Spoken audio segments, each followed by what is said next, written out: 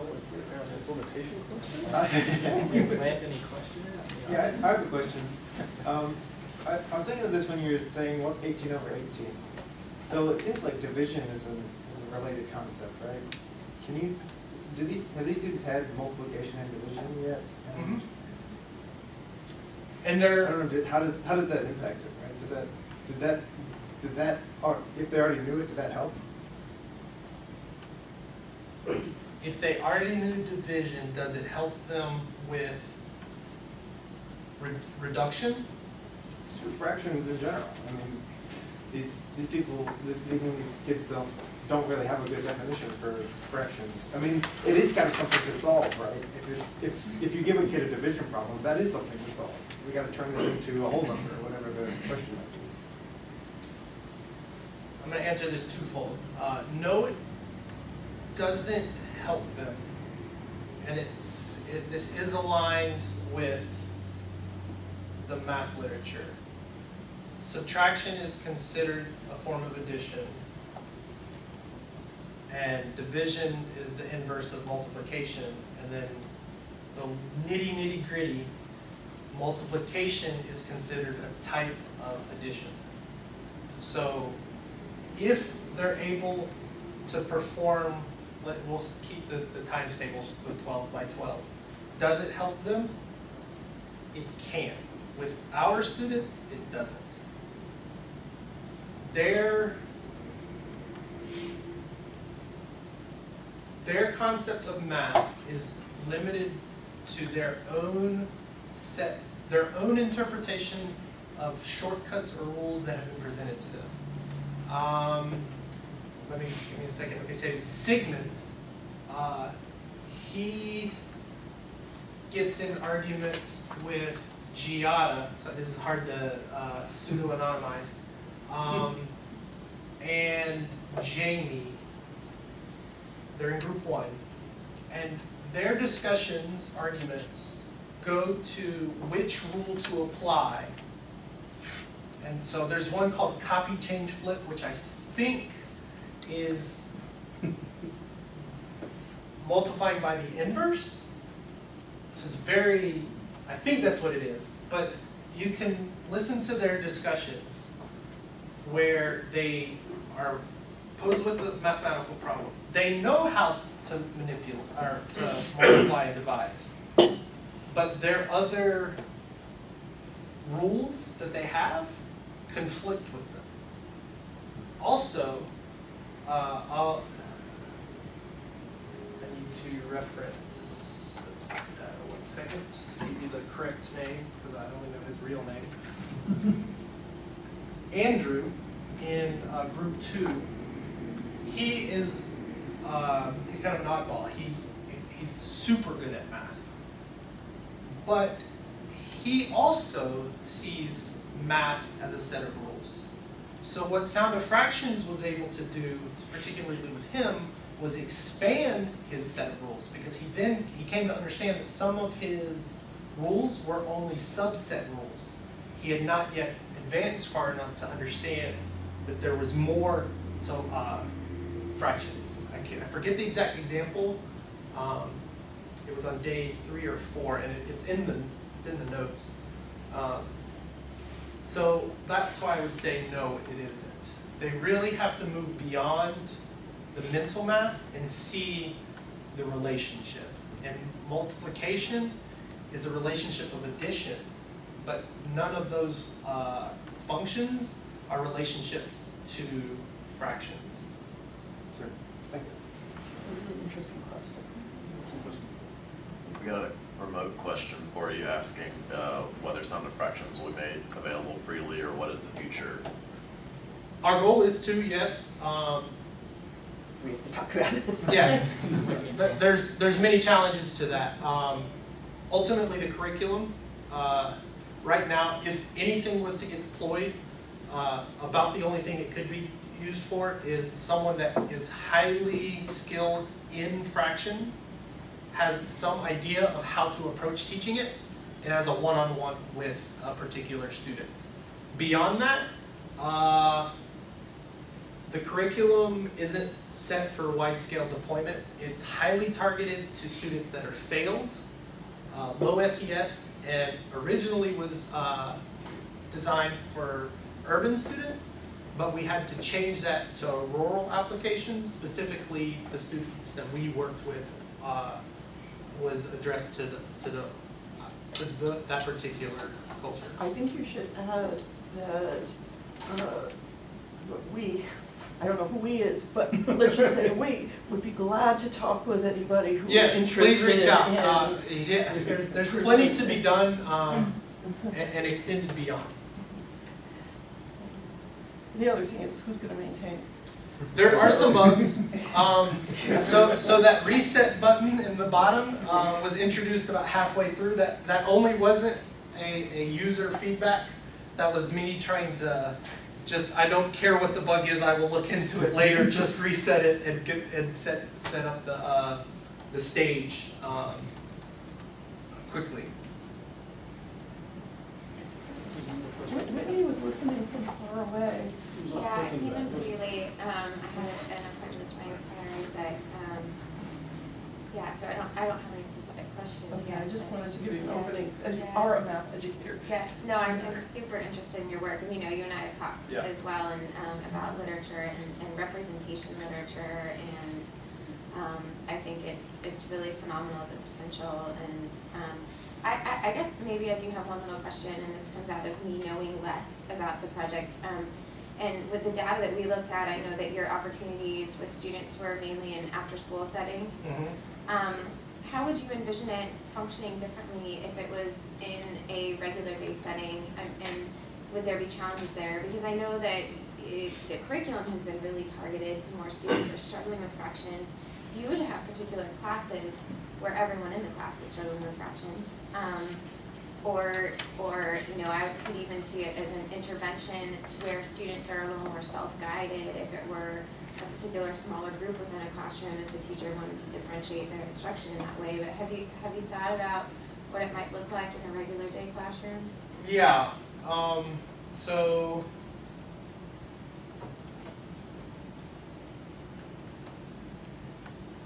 ooh, I have to switch both screens. I just realized that's the technology stack, not. Thank you. Yeah, challenge to all of you to recognize all of those. There's HTML5 I don't and even HTML5 want to know. headphones. Okay, all right, Deborah loves to talk about this, but this is the pinnacle crutch problem. HTML5 is open sourced.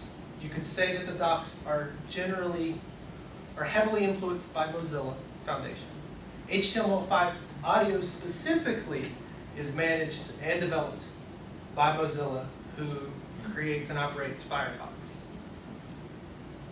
It only runs on Chrome. Enough said. Which is by Google. Which is by Google, a competitor. So to answer your question, here's our curriculum with Day 6. And it has these 3 stages. So what we would do is we'd expand each of these stages.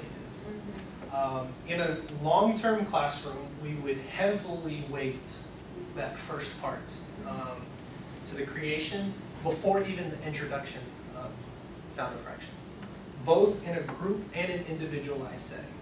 So one thing which our former lab mate, Bobby Beaton, his research was about timing and coordination between an expert music person and a novice music person.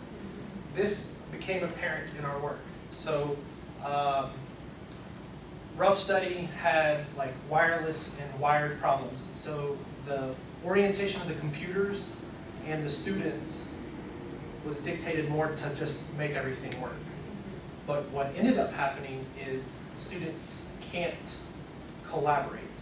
So in our very first designs, we wanted them to work in an actual group setting with maybe one speaker in the center where they would tap along with the rhythm that's being done by the speaker. And then we envisioned like several easy buttons So like one easy button represented one particular rhythm, and then another rhythm and another rhythm, and they could change it rather quickly. So there's no visual communication, it's strictly oral. And then that helps people who are not musical experts get up to at least a basic. They can still access That's a huge difference between our study and a day-to-day. Is bringing more back to interacting with music always. Ask a question, let's create the music both on and off the computer. I think one thing you should mention here is that the difficulty that many students had tapping the same rhythm repeatedly, which was kind of interesting. Yes. So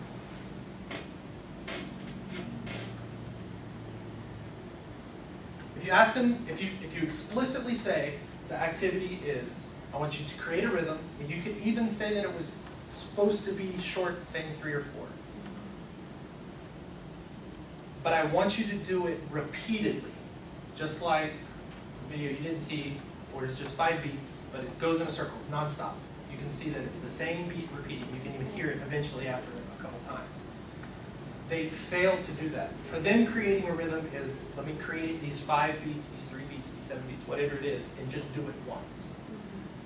Some of them. Yeah, if you ask them to do it constantly and then evaluate themselves and you really work with them, they eventually can, but it's very difficult. So one of those activities, the reason we would start there is so that they can get in the idea of constantly doing the same thing and this repetition, so that they can feel it throughout their challenges, their math challenges. So I think there was a question from back there. Yep. Okay, so maybe I just don't remember this. How did you select the students for participating in these groups again? We worked with it's actually affiliated through Virginia Tech, their outreach program, and we got a rural area about 2 hours away. And so they have extremely, it's extremely poor county. And because of that, there's these after-school programs, some associated with the school and some not. And that's how we use the outreach program to get in touch with these. Okay, for some reason, I guess, I thought I remember you saying something about, like, the students, like, during class or whatever, would be tapping out rhythms on their own, and I thought that had something to do So with there was selection an criteria. initial study that wasn't even related to this, that our lab was a part of, a different grant, that was introducing computational thinking into schools at an early age. And our approach there was to take computational thinking and inject it into each of the core classes. Right. And we asked each teacher, so the language teacher, the science teacher, the history teacher, and the math teacher, what problem can we help you solve?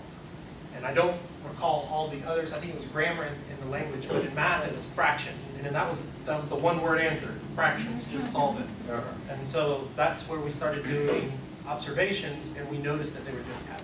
But I think the thing that Luke was trying to get at was that these students were either in a remedial class in one setting because they had failed, and then the remedial class was also, they were offered the option of continuing into the after-school program, right? But this was because they had had so much difficulty and failed, essentially, right? Or in the other case, it was also an after-school program where almost all of the kids, I think there was one exception or 2 exceptions, participated in this after-school program because of their problems or issues. Yeah, our group 2, So- they had to usually bring homework with them.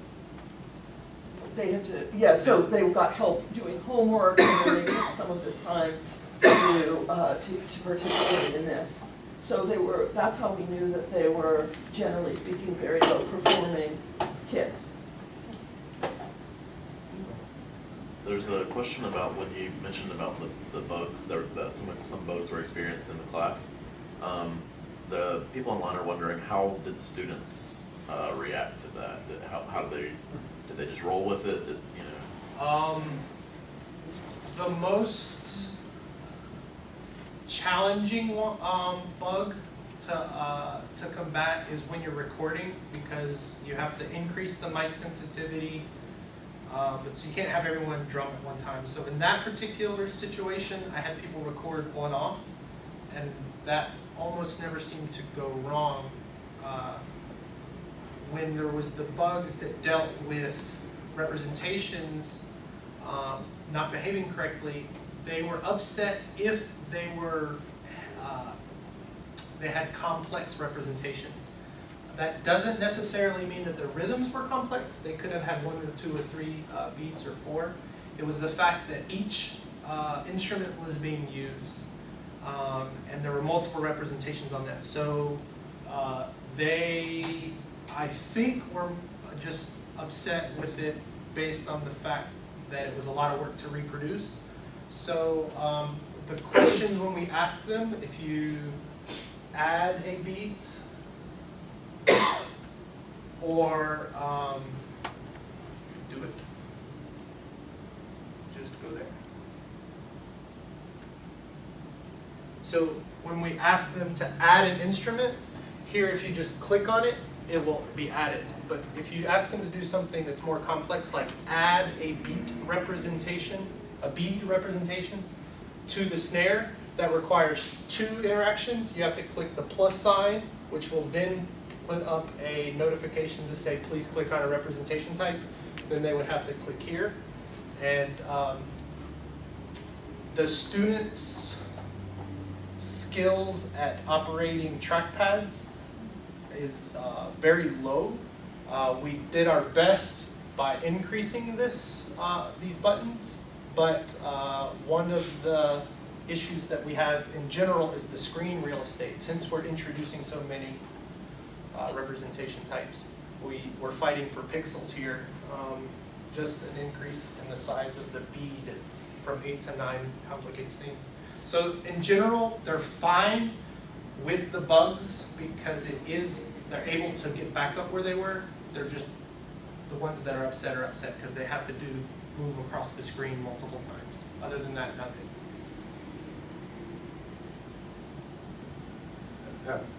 Go for it. Okay. I guess, so the other thing with how you selected the students is, so these students were initially struggling, and do you think that a factor of why this might have been successful is because of the fact that maybe they weren't suited for the type of learning in the classroom? And I guess, I guess how did you account for that if you did? How did we account For, if I this guess, was successful because like just this wasn't different their learning style? Yeah, Or the other, something else wasn't good. yeah. I will answer this how I would approach that. We did not, in general, account for learning styles. But to understand a learning style, I would think you would have to look at the students in other other core areas like language, history. It was too much to do and too much headache to get access to that type of information. So we did not do that. Why is it successful? Aside from what we set up earlier, the music has so much, it brings so much to the table, not just that it's different. I think that's the strongest reason for its success. Can I add something to that? Yeah. You know, literature on learning styles, the real scholarly literature suggests that it's not really a thing. Right? Okay. So I wouldn't look to learning styles to explain this, but I would look to other things.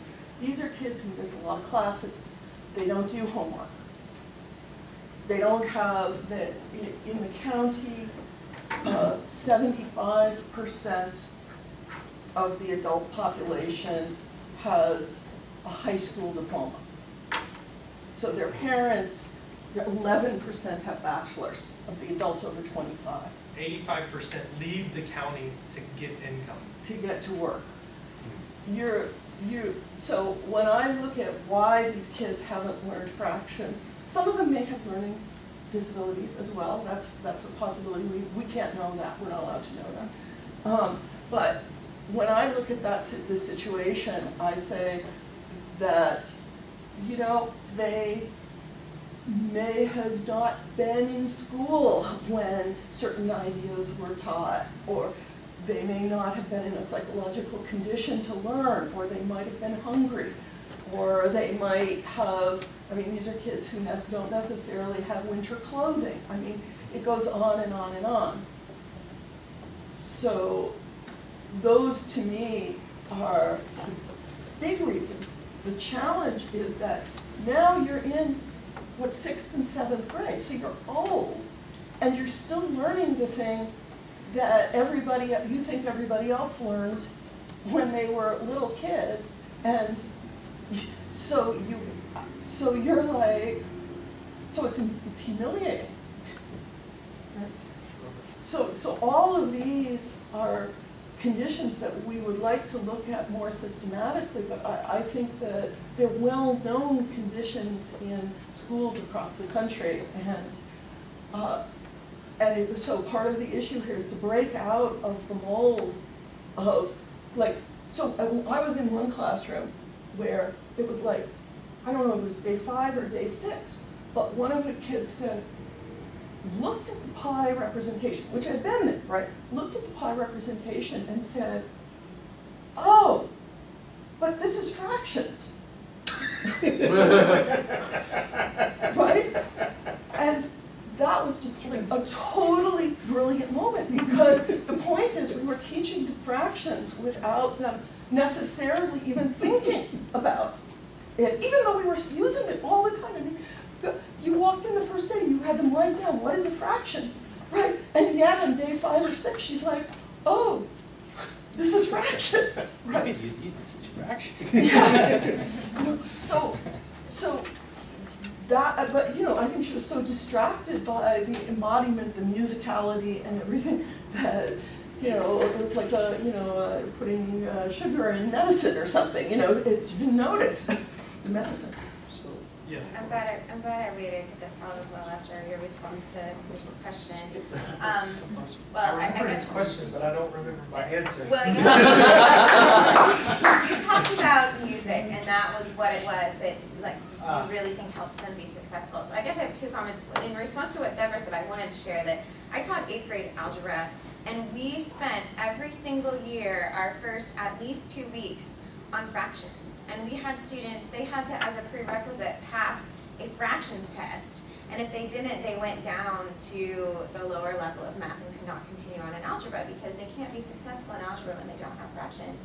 And every year I sent students down because they weren't ready because of this. So there is definitely a need for this, because you know there's a big issue in our nation right now that students can't pass algebra. They're in high school, and it's these underlying issues that have been there since elementary school. But another thing that's happening nationwide is this removal of the arts from schools, and it's a big issue for a lot of students that are typically not as successful, because that's a lot of times their motivation to go to school is either the arts or the sports that they're involved in, because they've been told time and again that they cannot be successful in math or English, and all of a sudden it seems like everyone around them is caring so much about math and English and taking out these things where they have been successful. So that's another, I guess, just positive comment to your work, is that I like that what you've done is you're bringing something into that core area that has been recognized by administration as so important, but you're bringing the arts back into it. So I think that that's kind of the approach that we're going to have to take in education if we want the arts to be in schools, is linking it to these core areas. We're here because of the CS department, but I think the HCI subset of CS, which, as some of you in here argue, is maybe even should be its own entity as a nexus between other domains. It's a political motive, or it's a political move, but it is a way to bring the arts into the classroom in these other areas, while also getting the financial backing. Well, we need to meet as a committee. Do you have a question? Yeah. Oh, unless you have a Oh, question. yeah, I do. Question, then. I thought we were doing that. Let, Public questions first. this is public questions. Oh, should we do private questions from us? Well, I don't have to do, no, it doesn't have to be private, I was just waiting. Oh, to well, ask ask a your, question. ask your. Yeah. Okay. Okay. Sorry, I don't know, yeah. Okay, yeah. Well, so first of all, I really enjoyed this work. I think you did a fantastic job. Thank you. Incredible amount of work, and really just both from the study setup side to the development of the system to the development of the curriculum. Very few people can do all those different things successfully, and you clearly have in a very short time. So, is it true that? So I guess it feels to me that the two big claims here are that the system really definitely promoted engagement among the students and possibly also promoted learning of fractions. Is that fair to say? Yes. Okay. So I just want to dig on those 2 points a little bit more. So for the first point about possibly supporting, so let's start with engagement. So people loved it, it was compelling, right? Mm-hmm. So I believe you, I definitely believe you, but I don't see a lot of evidence presented in the presentation or in the document that supports that. So for research questions 1 and 2, you're frequently citing your visualizations from the activities to kind of back up your claims. Mhm. But for research question 3, I don't think you cited any of those. And I didn't see what I might have expected to see, quotes from students or from the recordings or from the diaries or some kind of survey saying, yes, we love this, we want to keep doing this. So I just wondered if you maybe could point me to some of that evidence or help me understand how you reached that conclusion. Yes, let me, bear with me. Since I've got a few moments.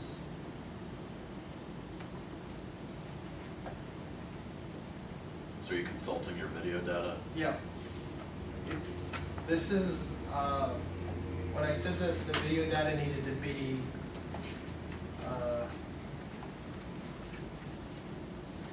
analyzed for more thematic parts, this is what I'm referring to because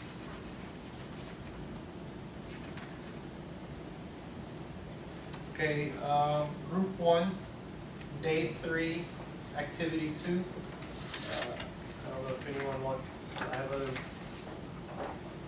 of them. So it's the yellow if you get a color copy. Again, group 1, day 3, activity 2.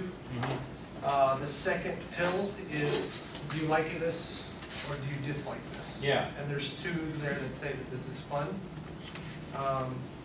So those are speckled throughout. Mm-hmm. What I want to do, and I've yet to have had time, this visualization has lots of really cool stuff, has one problem, about 10% of the pages are full. And I designed this because I handwrote much of this first on an 8.5 by 11, and I'm fighting space, obviously, like in my mind with all these representations. So what I want to then do is then take each of those pills, whether they're the notes at the bottom, whether they're solid or hashed, and then link those to the themes that you saw. Mm-hmm. And that's how I want to do it. I just haven't, I haven't done it, and I'm also lost how to do it. I looked at ASCII characters, other hieroglyphic types, because there's so many themes present. How do I say that this one statement, given this context, because it's sandwiched between 2, there's more, it's not just a simple question, Yeah. really elicits this particular theme, Mm-hmm. and it's also this theme and this theme and this theme. So, because then what that can do to me is to say, without just you taking my word for it, this activity needs to actually be in every single curriculum moving forward. This activity, it's not showing themes, it has problems, whether they're usability, technical, this, that, the other. We need to watch this or reevaluate it. Right. That's what I want to do.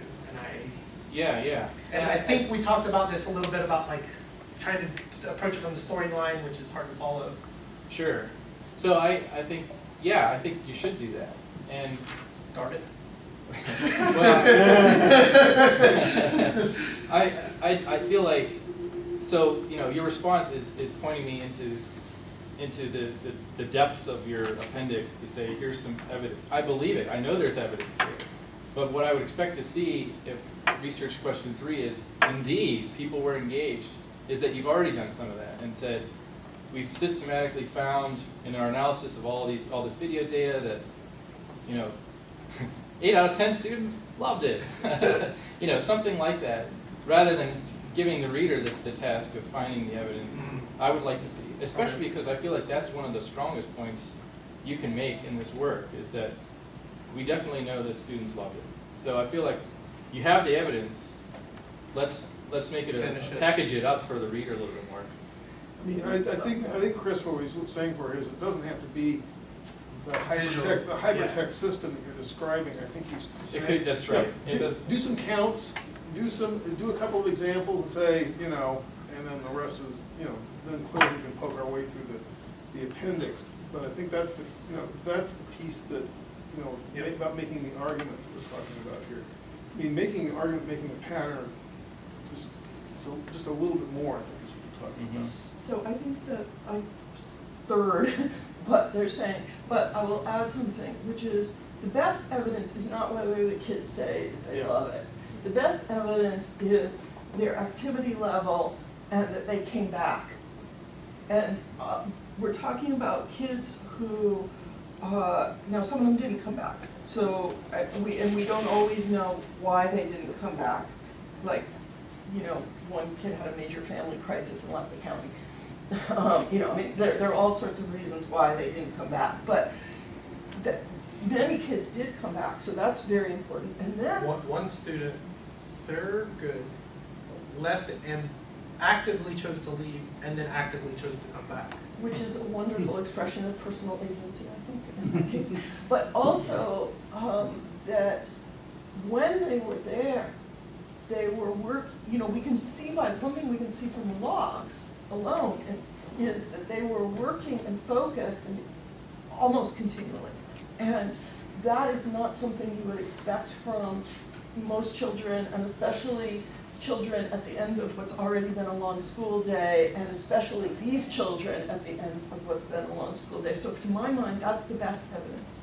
Yeah, so having served on I'm a fourth grade teacher, and observing other teachers and helping write up those observations, one of the things we use to measure that is time on task and time off task. Like just paying attention to what % of the time are they engaged and focused on the activity, and what % of the time might they be more engaged with their neighbor or picking at their fingernails or whatever. But just time on task is a way to measure that engagement factor and that enjoyability, even if they don't say, I love this, which sometimes they do, and they don't throw that out.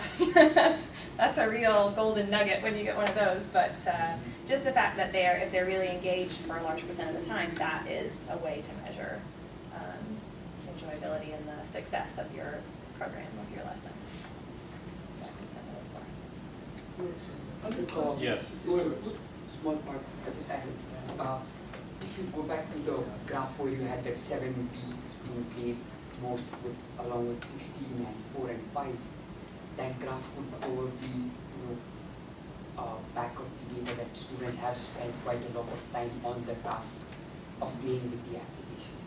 Remember? Yes, I think you're speaking Early on. The earlier log graph that you had. And the iterations, having them like repeat over and over again, wanting to see those transitions. They click on that once, it was Yeah, not this interesting. one, yes. Yeah, they'll So you click on could, it multiple you could times argue and they that like they it. spent quite a significant amount of time working with the web application. one thing, I think we've even talked about this, that you shouldn't we should develop for your project is when we have these multiple data types, is keeping them in sync. So in the video data, I have the icon of the notebook to let us know that there should be an entry in their notebook, but timing, the video, the logs, the other non-logs with the log. Chris, You have to cut this off. we have to cut this off Answer because Kurt's question. we've gotta make sure that you answer your committee's questions, and then we've only got 10 minutes, so we have to Okay. discuss amongst ourselves. Yeah, so, Is there- Thank you all. Kurt's Lovely question as is not, well. you didn't finish Kurt's Oh. question. Yeah, I was only on part one. Part one, go for it. Yeah. I don't know how to talk about it yet. These are my condensed questions too. So the other claim about possible learning, right? Could you show us slide 20?